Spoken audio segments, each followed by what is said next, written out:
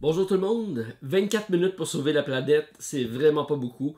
C'est ce qu'on découvre avec Biohazard, nouveau projet qui arrive sur le site de Game On Tabletop le 21 octobre. Sans plus tarder, la démonstration du prototype et ma critique du jeu avec Biohazard. C'est parti!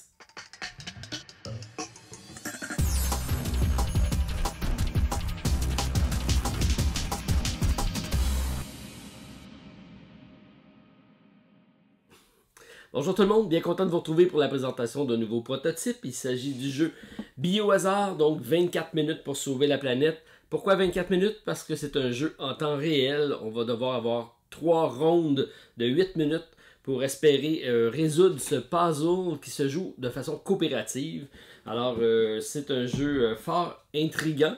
Alors, vous voyez ici le prototype du jeu qui arrive, comme je vous ai dit, sur le site de Game On Tabletop. Il s'agit d'un jeu coopératif dans lequel on va avoir différents environnements qui vont être composés de tuiles recto-verso, puisqu'on va essayer de recréer un puzzle qui va être dicté par notre choix de partie. Donc, à la fin de la partie, on va essayer de reconfigurer le plateau de façon à regrouper les différents environnements ensemble sous une configuration prédéterminée. On va au début placer ça de façon aléatoire, mais à chaque tour de jeu, il y aura des catastrophes qui vont arriver. C'est un défi environnemental, donc on va brasser des dés et ça va créer soit de la pollution, soit de l'urgence climatique. Alors on va devoir intervenir comme ça en incarnant des éléments de la nature. Donc on a l'eau, la pierre, le feu, la lave, le vent et la nature, la forêt. Alors, on va tout simplement choisir comme ça un élément. On va essayer de reconstituer notre élément qui deviendra de plus en plus fort pour intervenir avec les différentes catastrophes qu'il y aura sur le plateau. Alors, on a des tuiles de forêt avec la panthère qui est ici, des tuiles aériennes, donc de l'air, avec des oiseaux, des tortues dans la mer. On a également dans les canyons, grottes, pas les grottes, mais plutôt les rochers, les ours qui sont ici. On a le désert, on a également les chauves-souris dans la caverne. Donc, c'est des différents environnements qu'on va devoir essayer comme ça de récupérer. Lorsqu'on joue, c'est très simple. On va partir avec un buste. Donc, chacun va se choisir un buste de son personnage qu'il va incarner et la figure correspondante. Et on va essayer à partir de là de reconstituer notre personnage. Les personnages sont donc tous représentés ici. Donc, c'est les 6 personnages qui seront disponibles dans la partie. Et chacun des personnages a un pouvoir associé. Donc, on voit ici que le feu a une force de 2 fois supérieure aux autres. On va vous montrer plus tard qu'est-ce que ça dit. La lave va permettre de récupérer des tuiles, parce qu'il y a certaines tuiles qui vont être défaussées par le jeu. On va devoir aller les récupérer. La pierre va permettre d'empiler ou de désempiler des tuiles. C'est également une autre caractéristique qui peut arriver. L'eau va nous permettre de manipuler le plateau pour pouvoir déplacer les fameuses tuiles pour essayer de recréer notre puzzle. La forêt donc va nous permettre de récupérer des tuiles défaussées. Donc ici on a un deck de cartes qui vont être nos cartes dans lesquelles on va piocher pour essayer de reconstituer notre élémentaire et également pour obtenir des pouvoirs supplémentaires. Donc on peut essayer de récupérer des cartes. Et le vent nous permet d'aller plus vite, donc de se déplacer 2 fois plus rapidement. Alors, c'est les pouvoirs associés à chacun des éléments.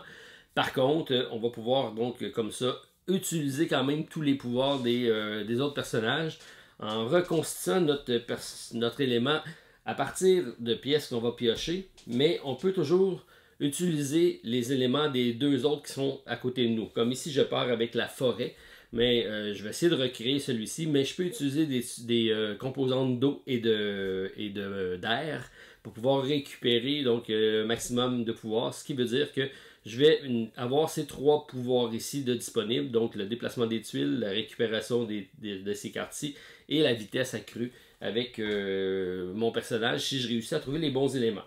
Le but, c'est effectivement de recréer notre élément complètement et de recréer le puzzle avant les 24 minutes imposées par le jeu. Donc, c'est un jeu coopératif un peu stressant. Et si on réussit à reconstituer tout notre personnage au complet, à ce moment-là, on va bénéficier de tous les pouvoirs. Donc, on est rendu au maximum de nos pouvoirs à ce moment-là. On va être presque imbattable. C'est ce qu'on va voir. Alors, début de la partie, on commence avec 2 dés. Donc on a un dé ici de conséquences, qu'on va toujours avoir, et un dé d'environnement dans lequel on va avoir les différents emplacements qu'on a ici. Donc au début de la partie, on va avoir un sablier, on va tourner le sablier, et on va commencer de façon rapide à jouer. Il n'y a pas de tour de jeu déposé, c'est lorsqu'on décide d'y aller. On va tout simplement brasser les dés et regarder qu'est-ce qu'on a. Donc ici, on voit que c'est l'environnement de l'ours et on va retourner la tuile, une des tuiles d'ours. Donc on regarde tout simplement, donc j'en ai une ici, je peux décider de retourner cette tuile-ci. Et on voit ici que j'ai une urgence. Donc quand c'est en rouge comme ça, c'est une urgence. On va mettre le nombre de cubes correspondant au chiffre indiqué, donc j'en ai 5. Et à chaque début de tour, on va enlever un cube.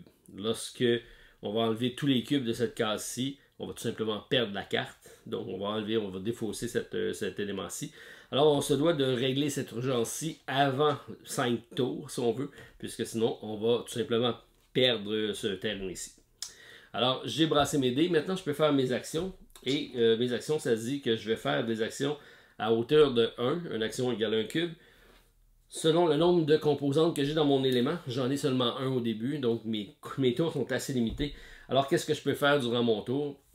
Je peux déplacer mon personnage. Donc mon personnage, je pars avec ici un élément de la forêt. Je dois être sur un élément de forêt pour commencer la partie. Je le mets où je veux et je vais comme ça interagir. Donc j'aurais dû le placer au début. Alors je peux tout simplement me déplacer pour un. On a un de déplacement, sauf si on utilise le vent qui me permet de me déplacer de 2. Et lorsque je vais atterrir sur la case, je vais régler le sentiment d'urgence qui est ici. Mais je ne suis pas pressé, il y a 5 cubes, je peux attendre puisqu'il n'y a pas d'urgence encore. Il me reste 5 tours pour pouvoir le faire. Je peux donc y aller avec piocher une carte. Donc je vais prendre une carte et on voit ici que j'ai une de mes composantes qui arrive. Donc c'est un des pieds de mon personnage. Ce qui me permet de récupérer un cube d'action. Donc j'ai une action supplémentaire. À chaque fois que j'ai une partie de composante qui arrive, ça me donne des actions supplémentaires. Alors je peux tout simplement donc continuer en allant piocher une autre carte. Et on voit que j'ai une tête d'eau. Et heureusement, donc l'eau ici est compatible avec mon personnage puisque l'eau est compatible avec la forêt autant que le vent. Donc ça m'est permis de mettre ce personnage-ci. Ça ne sera pas ma composante finale de mon personnage, mais je peux quand même l'utiliser parce qu'à chaque fois que j'ajoute un élément, une carte, là, ça me donne une action supplémentaire. Donc je peux continuer à jouer et à chaque tour, maintenant je vais avoir 3 d'actions. Alors c'est quand même pas mal. On peut regarder ici qu'est-ce que ça fait parce que je peux également, là je les ai utilisés pour piocher des cartes, mais je pourrais les utiliser pour l'action. Donc celui-ci me permet de récupérer une carte dans la défausse, j'en ai pas présentement. Celui-ci me permet de me déplacer de 2, mais j'en ai pas. Et celui-ci me permet de déplacer une case sur le plateau. Donc je pourrais commencer à faire mon puzzle et regarder qu'est-ce que j'ai comme objectif. Donc selon ce qu'on se sera déterminé comme puzzle. Donc si je décide de tout mettre les territoires ensemble, ça va être donc d'essayer de regrouper tout mon eau, toute ma forêt ensemble. Et je vais comme ça essayer donc de bouger les cartes. On voit que ça me permet ici de me déplacer de 2 sur mon pourtour. Alors ça pourrait être une option. Donc je peux utiliser aussi mon pouvoir et faire 1, 2. Donc je vais essayer de regrouper mon eau dans ce secteur-ci. Ça complète donc mon tour. Dès que j'ai complété, on joue. Durant ce temps-là, par exemple, mon coéquipier aurait pu jouer en même temps que moi. Donc c'est un jeu qui se joue quand même assez rapidement. Alors je rebrasse. On voit ici, même chose. Je mets une urgence ou une pollution dans l'air. Alors je regarde les composantes d'air. Donc je peux aller ici. On voit ici donc que c'est d'autres choses. C'est présentement de la pollution. Et la pollution, ce que ça fait, c'est que je dois aller intervenir avec une force de 8. Donc en 8, et pour pouvoir intervenir, mon personnage présentement, il y a une force de 1, 2 et 3. C'est le nombre de cases que j'ai. Donc je peux faire un maximum de 1, 2, 3, 4, 5, 6. Donc c'est la force maximum d'un personnage.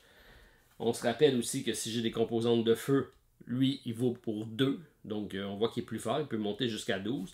On peut se regrouper à plusieurs personnages sur une tuile pour essayer de régler le conflit. Donc, si on arrive avec 2 personnages qui totalisent 8, on va pouvoir retourner bien la carte. Et on se rappelle que si j'ai complété mon personnage avec toutes les mêmes composantes, bien, comme j'ai tous les pouvoirs, à ce moment-là, j'ai x2 également.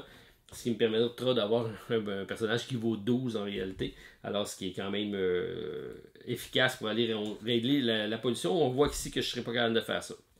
On se rappelle par contre qu'au début de chaque tour, je dois enlever un cube. Donc c'est un genre de timer d'urgence ici pour ma pièce qui est ici. Et donc je récupère mes cubes et je peux jouer. Donc j'ai 3 actions à jouer durant mon tour. Je peux continuer de la même façon. Donc je pourrais dire que je vais donc mettre un cube pour aller piocher une nouvelle carte. Donc c'est l'air qui arrive ici. Alors l'air, je peux placer ça ici. Donc c'est encore compatible. Ça va me permettre de me déplacer 2 fois plus vite. Mais je récupère également un cube d'action. Je suis rendu à 4.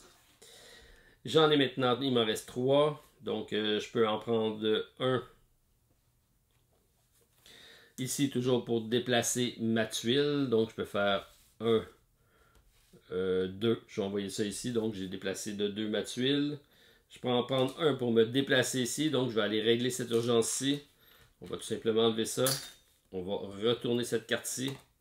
Donc j'ai réglé cette urgence-ci. Il m'en reste un. Donc j'en prends un pour piocher une nouvelle carte. Et on a un autre pied. Ce qui me donne donc, j'ai presque mon personnage de compléter. Ça me permet d'aller peut-être avec récupérer une pièce. Je vais piocher une autre carte. Et on voit ici que j'ai un autre bras. J'ai complété mon personnage, mais comme c'est pas toutes les mêmes composantes, j'aurai pas de bonus qui me donne tous les pouvoirs, mais ça me donne quand même mes 6 actions de autour. Donc j'ai une action supplémentaire ici. Alors je pourrais piocher une autre carte. On voit ici que ça remplace un bras, donc ça c'est bien. Donc je pourrais aller comme ça remplacer mon bras et commencer à faire mon personnage. Donc c'est toujours possible d'interagir avec mon personnage de cette façon-ci. Dès que j'ai complété, je rebrasse mes dés. On voit ici que je suis obligé de défausser un élément dans la pioche. Donc je dois enlever une pièce, mais avec le désert à ce moment-là. Donc je regarde qu'est-ce que j'ai. Donc je pourrais dire, je vais enlever celle-ci, ou celle-ci, tiens. Alors j'enlève celle-ci qui, on voit qu'il y avait un 2. Donc c'est une pièce qui est quand même assez facile. Je la mets de côté. Ce qui n'est pas nécessairement mauvais, puisque je peux quand même, après la partie, lorsque je vais avoir le pouvoir de remettre une carte, donc on se rappelle qu'ici, il y a un des pouvoirs qui me permet d'aller récupérer ce qui est dans la défausse. À ce moment-là, je vais peut-être le remettre, mais à un endroit plus stratégique pour compléter mon puzzle. Donc ça peut être quand même bénéfique, surtout en début de partie. Donc j'ai fait mon jet ici. Je peux donc faire toutes mes actions. Donc on se rappelle que j'ai 6 actions, donc je récupère 6 cubes d'actions. Et là, je ne risque pas d'en avoir, donc supplément, puisque mon personnage est complété. Je peux en prendre un pour aller me piocher une carte. On voit ici que j'ai un autre, donc je mets ça ici. Vous comprenez que je vous ai fait ça simple pour la démonstration. J'ai tout mis les cartes au début pour pouvoir comprendre comment ça fonctionnait. Je vais faire celui-ci pour déplacer. Et là, je vais déplacer 1 et 2. Donc, je vais essayer de regrouper mes chauves-souris dans ce coin-ci. Je vais en prendre un autre ici pour piocher une autre carte. Et on voit que ça complète mon personnage. Donc à ce moment-ci, tous mes pouvoirs sont accessibles.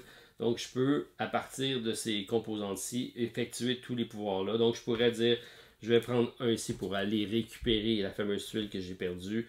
Et peut-être aller la mettre dans ce coin-ci pour essayer de faire ma savane ici. Donc il me reste 2 autres actions. Je pourrais dire, je vais aller en piocher un autre.